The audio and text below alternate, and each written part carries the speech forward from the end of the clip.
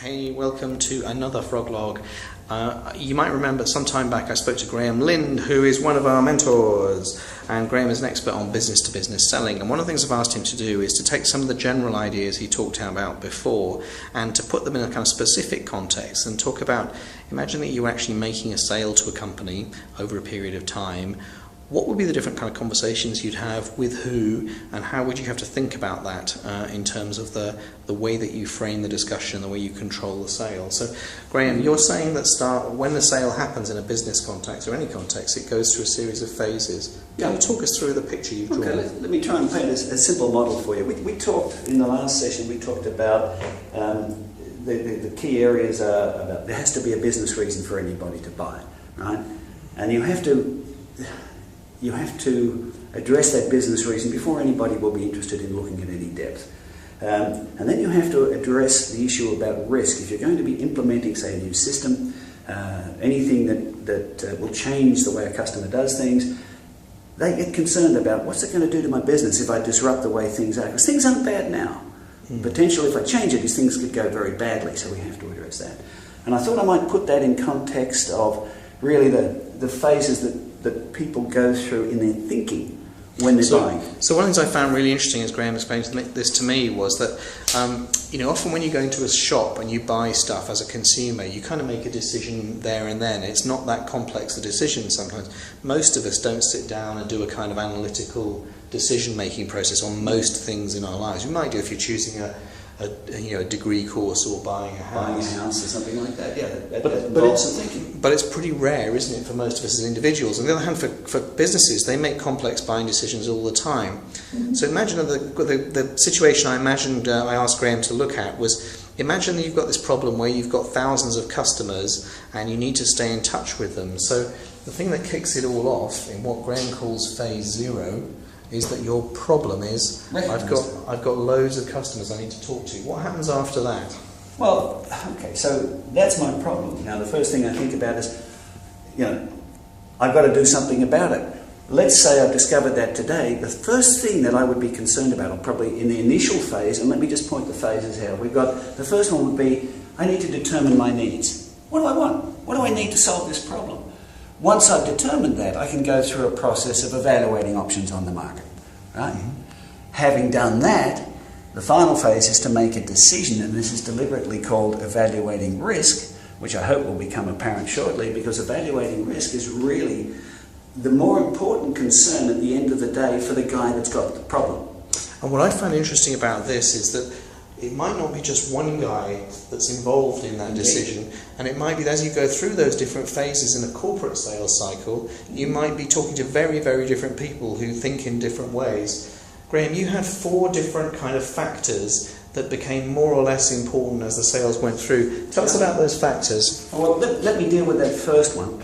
So I need something. In the initial phase, and we call these concerns, and this whole model here says that those levels of concern shift depending on where you are. Okay. In the initial instance, it's very high. So what do I need?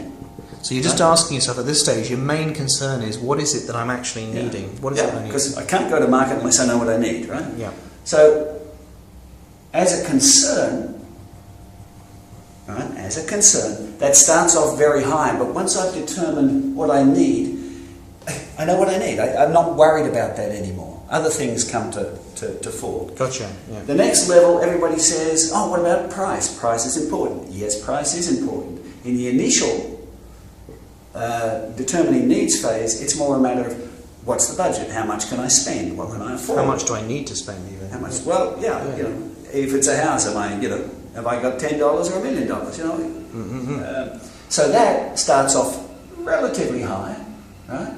And I'll just draw that in. As I'm going through the options, it reduces as a concern, but as I get towards the end, and I know what I want to evaluate, I want to negotiate 3 suppliers, whatever. Mm-hmm. It comes back up as a concern. It then might be called price, but it's the same consideration. What's the money? Yeah. Okay. The next piece, or the next level of concern, which starts off relatively low, but grows to significance rapidly, and that's called, what's the solution? I don't know what it is to start off with because I don't know what the need is. But once I've determined my needs, I can then start to look at the solutions. And of course, when I'm evaluating option, what's available, what's possible, what's out there is really my primary concern. So you're saying right at the very beginning here, I might be worried about what it is that I want, but as I start exploring the solution, I might have loads of catalogues lying around, I might have loads of meetings with suppliers, I'm looking at all of the different options in front of me, so that becomes my main focus. My main focus, my highest level of concern, let's put that in perspective. And then as I go forward, it diminishes as a relative concern because I know what I'm going to do. Right? I have a clear vision of what I want to buy. Now it's a matter of, picking the right options, etc. The other one, which people don't think about, is this great word called risk. And people forget that. But in the final analysis, the guy that's got the problem is going to be more comfortable with the solution if he thinks it's a low-risk option. Right? How many of us have gone out with a great product, seems to do wonderful things, but they say no because, you know what, I'm just too worried about what it'll do. So risk actually starts fairly low. Right? Risk starts down here and builds as they go through evaluating options and finding out the reality of life. And in the final analysis, I'm going to tell you, it's the highest level of concern. Even more important than price. This is what I found interesting, is that you might end up, especially in a corporate environment, your reputation is on the line, the arguments you'll have to make to shareholders if you make a wrong decision and get higher and higher, all the rest of it. So actually risk becomes more important than price at the end of the day. Always was, always will be. The difficulty when you're selling to corporates is, depending on where your level of relationship is, the people that worry about the risk aren't necessarily the ones that do the evaluation or the final contract negotiations. So this, if you like, helps you to work out your relationship strategy. This is what I found really interesting, because one of the things I found quite challenging as an SME selling into large corporations, and I've done it several times in my life, is that you don't change. Often if you're a small business, it's you that's constant throughout. But these people kind of come and go from the meetings, and you never quite know who's in charge. But in fact, what this picture helped me understand was the fact that there are different people in charge at the different stages. So right at the beginning here, who's it going to be? Who's it going to be? Who's going to be the person when I'm identifying a problem? Indeed. Who owns the problem? Who's got the most to gain out of the problem? Nobody ever, not for a long time did anybody ever walk into a company and say, I've got a great system, now buy it. And they said, well, that looks really great, I'll buy one. It's got to address a problem. These are the guys that probably can change budgets, can change priorities. These are generally higher up. But they get involved very early. So the example that we gave at the beginning of this was, imagine I've got a problem dealing with lots of customers. How do I deal with my relationship with lots of customers? That would be the kind of classic problem for a Chief Sales Officer. So they might be the person who I have my very first discussion with, and the very first thing they're going to be bothered about is need. What is it that I actually want? What do I need? What do I need? That hasn't turned into a want yet. The solution, what is possible? Here's where the selling comes in best. If I can influence the ideas, the vision we call it, around what you need, by painting a picture of what it would be like, ideally, around my solution, I can plant my idea, my vision, my differentiators, ideally, as being the thing that they want. And the interesting thing for me here is, if that was a business-to-consumer sales, if it was that one guy that I was selling to, and it was him or her that made the decision, actually that might be the end of the process. My instinct as an SME is, okay, I've told the sales director what my product does, it's got great features, it's a great solution to his need or her need, so kind of job done, you think at that point. And I'd probably debate that. Right. I think if you were buying consumer goods, if you were in the supermarket, probably. Right. But I think if you were buying something significant, like an MBA or something expensive, or a house or something, I think we probably all go through the same process. Okay. But the difference is, in a corporate environment, it might be different people involved in evaluation. What kind of people might we be dealing with when we're in this sort of evaluation phase up here? What sort of people? These are procurement. These could be project people. These are people that are normally driven by budgets, not those that drive budgets. Right. So they're not going to be necessarily primarily concerned about solving this problem with the customers back here. They're going to be concerned with, does it meet the specification? Does it address, what we want? Are you a good organisation to do business with? They'll start thinking about price. These are professional buyers, right? And they're a hard nut to crack. And they're also weird, they can seem quite alien, can't they? Say you come from an engineering background and your instinct is to solve problems for people. You might get to the end of this first phase here and you think, well, I've shown these guys how this solves the problem. Why aren't you buying it? And then suddenly these guys come in who talk like aliens, kind of wearing suits, and they're talking about how much the capitalisation of your company is and what happens if your company goes bust. And you're thinking, well, we're not going to go bust, But actually, they're telling you your price is too high, and they're telling you that you're all the same, and I can get that down the street for less. And they're telling you all of these things, which are buying tactics. These are the professionals who do the actual job of getting things into the company, and they are paid to give you a hard time. Right. So if anybody's ever tried selling to procurement, they'll understand what I'm talking about. It's not an easy thing to do. Yeah. Now, why will it be completely different people again in the kind of closing of the sale? Well, that's an interesting question, because when you get to this final analysis, when risk becomes, to me, the highest level of concern, and I think it's still the concern of the original business decision maker back here, right?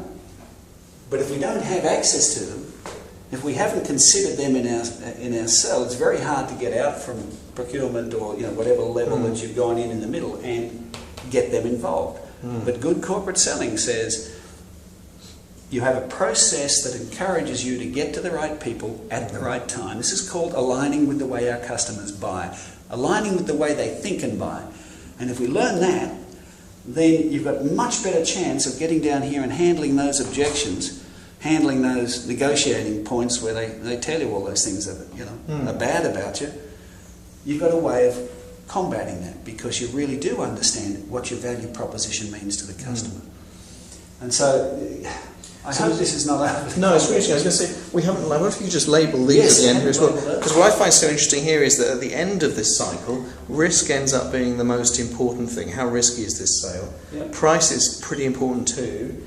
The actual solution, by this time, its functions and what it does are kind of like not very important, and the customer thinks the concern. It's the level of concern we're talking about here, not necessarily. It is important. The solution, of course, is important. But I've got it. I know what I want.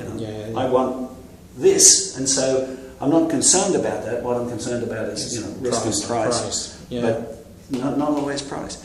You think about it, a comfortable solution you will always pay a little bit more for.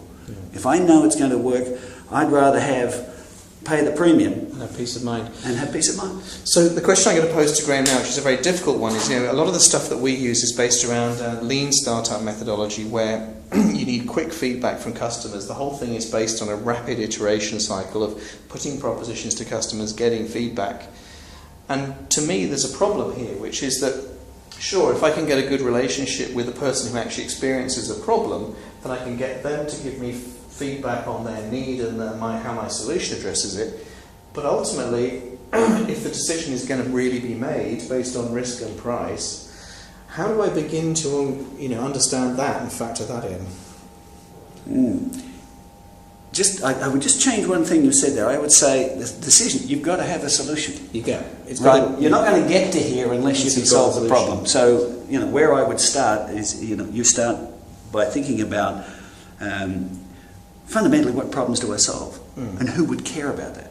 And I need to prepare my arguments and my approach to my potential corporate customers around, firstly, doing this, of identifying the problems. I need to, and this is working with the teams, this is somewhere we could go, I need to be able to say, what real problems do I solve? How do I solve them? It's called problem solution mapping. And it's an exercise I think that everybody should do to start with. And then you identify what problems I want to go out there and sell to. Right? In corporate, okay, we have to start thinking about the different people and how that would impact them. But that's where I would start, so that when I'm selling to the problem, I'm looking for the problem out there. I'm starting at the right point. I'm out there looking for where the problem exists, and that starts me at the right time. That starts me at the right place. because in building that vision of a solution around what I've got, I then become the one to beat. Right. So when I'm over this side working hard, I'm number one. I'm the one that's, everybody's trying to compete with. Make it hard for your competitors. Build the vision around what you need, right? Or what the customer needs. Make what you do their vision. And then the rest is relatively easy. You heard it from Graham, relatively easy. I'm sure he's got much more to say about it. Thanks very much for sharing that with us, Graham. If you do join JFDI.Asia, hopefully Graham will help you if you're a B2B business. Thanks for joining us, and see you again.